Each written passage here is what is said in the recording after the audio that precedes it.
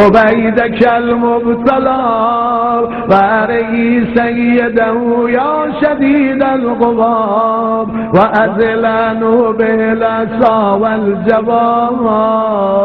وبرد غليله يا من على العرش استوى ومن إليه الرجعى والمنتهى اللهم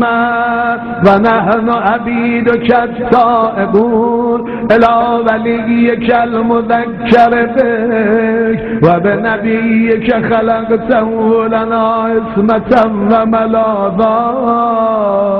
وأقمته لنا قواما ومآذا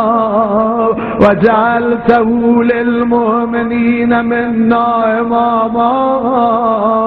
فبلغه منا تحية وسلاما وزدنا بذلك يا رب إكراما واجعل مستقره لنا مستقرا ومقاما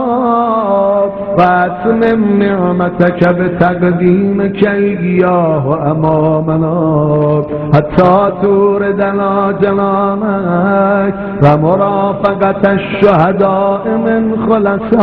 خلصائك اللهم صل على محمد وآل محمد وصل على محمد جده ورسولك السيد